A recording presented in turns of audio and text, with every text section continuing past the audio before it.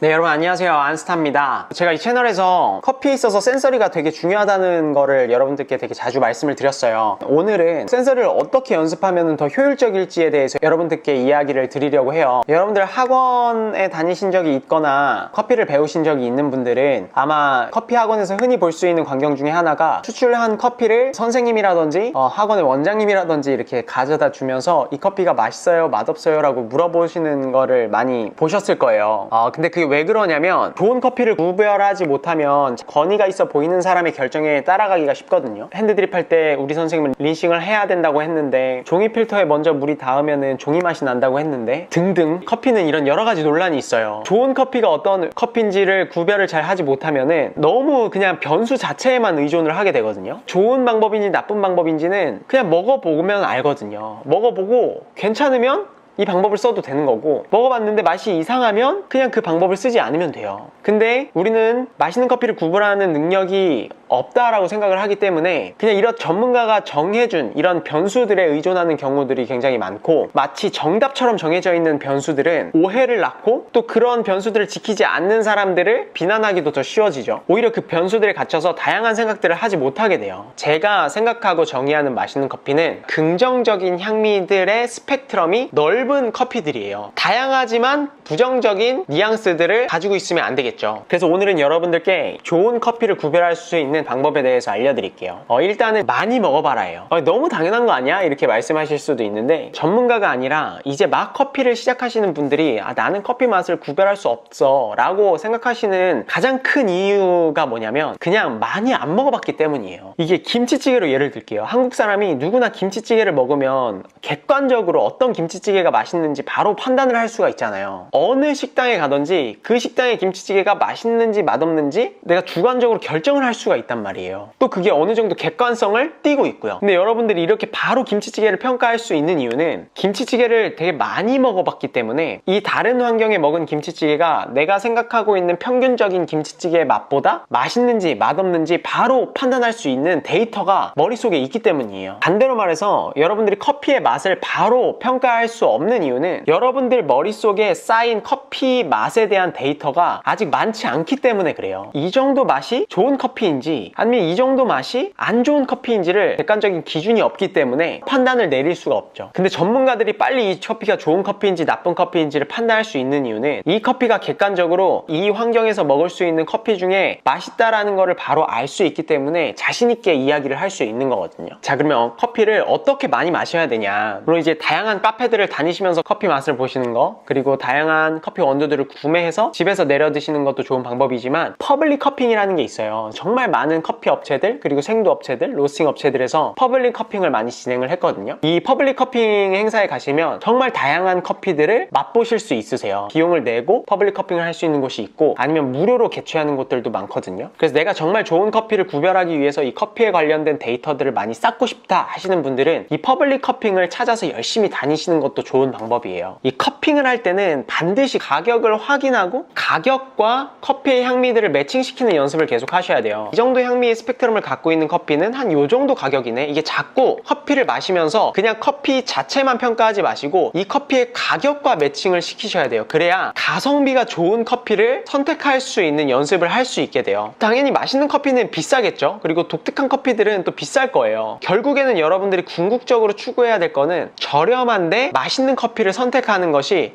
진정한 센서리의 능력이거든요. 그래서 이거는 이제 좀 더 전문적인 분야이긴 한데, 꼭 여러분들이 커피를 드신다면은 이 커피가 가격 대비 맛있는지 맛없는지를 계속 평가하시면서 데이터를 쌓으시는 거를 추천을 해드려요. 그리고 한 가지 팁을 드리자면, 커피는 온도가 사람의 체온과 비슷했을 때 이 커피가 가지고 있는 향미들을 더 다양하게 느낄 수 있어요. 정식 룰로 커핑을 할 때는 똑같은 커피를 5컵을 준비해 놓고 커핑을 하는데요, 이 커피가 균일한지 균일하지 않은지를 평가하기 위해서예요. 일부러 그 5컵 중에 한 컵을 품질이 안 좋은 커피를 섞어서 그 커피를 찾아내는 테스트를 해요. 근데 그때 웬만한 전문가들도 온도가 높았을 때는 미세하게 다른 부분을 찾기가 힘들거든요. 근데 그게 이제 온도가 내려가면 내려갈수록 다른 향미들이 뚜렷하게 나타나게 돼요. 이제 그 이유는 이 뜨겁다와 차갑다는 통증이기 때문에 그런데요. 이 뇌에서 이제 통증이라는 신호가 오니까 커피의 향미에 집중하지 못하고 본능적으로 이 통증, 이 위험 신호에 먼저 반응하기 때문에 커피의 디테일한 향미들까지 느낄 수가 없어요. 그래서 뭐 이런 아이스 커피 같은 경우에는 덜 느껴지는 향미 때문에 도징량을 더 늘리는 레시피를 선호하기도 하죠. 여러분들이 커피의 향미를 다양하게 느끼고 싶으시다면 좀 더 온도가 내려갈 때까지 기다리신 후에 커피를 자꾸 드셔보시는 게 좋아요. 자, 그리고 같이 먹어라예요. 이제 사람들과 같이 커피를 먹으면서 이야기를 나누는 거를 이제 전문적인 용어로 칼리브레이션이라고 하거든요. 내가 이 커피를 마시면서 평가하는 것과 상대방이 이 동일한 커피를 마시면서 평가하는 것에 대한 이야기를 서로 나누는 과정이에요. 그러니까 혼자 커피를 마시고 테스트를 한다면 이 나만의 틀 안에 갇히기가 쉬워요. 함께 커피를 마시면 아, 이 사람은 이런 커피를 이렇게 생각하는구나. 그리고 내가 어떤 특정 향미를 갖고 있는 커피를 과대평가 혹은 과소평가하는지를 알 수가 있거든요. 그래서 이런 칼리브레이션 과정은 동일한 커피를 너무 많은 점수를 주거나 너무 낮은 점수를 주지 않게끔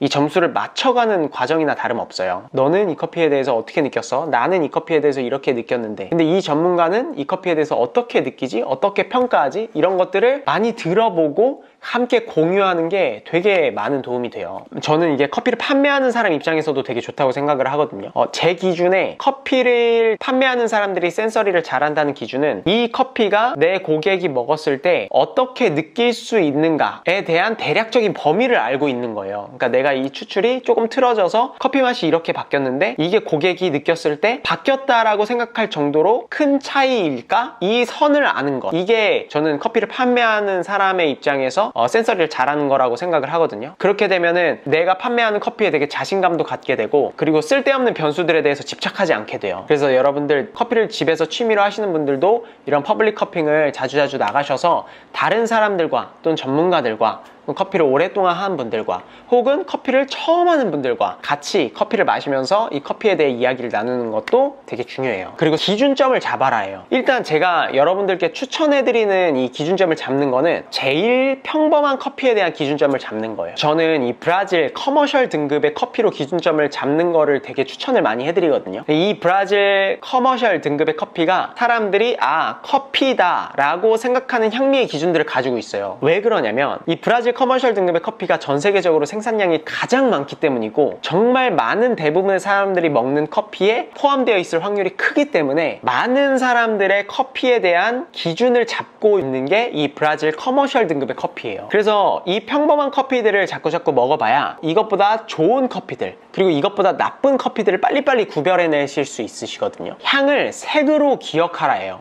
보통 저희가 센서리 연습을 할 때는 이런 아로마 키트로 연습하시는 거를 많이 보셨을 거예요. 기회가 된다면 이 아로마 키트를 활용해서 센서리 연습을 하시는 것도 좋지만 저는 그냥 취미로 커피를 즐기시는 분들이 이렇게 아로마 키트까지 사용을 하면서 센서리 연습을 해야 될까에서는 의문을 가지고 있어요. 일반적으로 여러분들이 많이 쓰시는 이 아로마 키트는 국제적으로 여러 나라 사람들이 같이 커핑을 할 때 사용하려고 하는 이런 단어나 언어로 만들어졌기 때문에 한국에서 저희들끼리 커핑할 때는 굳이 이런 단어를 사용할 필요는 없거든요. 그 향미를 표현을 했을 때 동일한 문화권에 있는 사람들이 공감할 수 있는 그런 단어로서 향미 표현을 하시면 돼요. 커피가 캐러멜 혹은 뭐 코리앤더 시드 뭐 이런 향미들이 그 커피에서 뚜렷하게 느껴지지가 않거든요. 커피의 맛은 이 향들의 조합이기 때문에 어떤 특정한 향이 비율적으로 많이 느껴질 수는 있지만 그 향만 날 수는 없어요. 저는 그냥 개인적으로 색깔을 통해서 향미들을 기억하는 방법을 좀 추천을 해요. 여러분들 이거 보시면 이 플레이버 휠이에요. 되게 많이 보셨죠? 근데 이 플레이버 휠은 이 향미대로 색깔이 이렇게 나눠져 있어요. 밝은 색들에 써져 있는 단어들이 보통 꽃 계열의 향미들, 그리고 베리, 과일 계열의 향미들, 그리고 허브, 가볍고 산뜻한 향미들을 표현하는 단어들이 많이 분포가 돼 있어요. 밝고 화려한 색에 위치한 이런 향미들은 가벼운 분자들에서 느껴지는 향미의 특성을 띠기 때문에 커피를 추출하면 제일 빨리 휘발돼서 날아갈 확률들이 큰 향미들이기도 해요. 색이 점점 더 진해질수록 분자 크기가 더 무거워져서 휘발 속도가 점점 더 늦어지고요. 그래서 이런 색깔들로서 좀 기억을 하면은 어떤 커피를 마셨을 때 아, 이 커피는 좀 밝은 색깔 쪽의 향미들이 많은 나는 커피구나.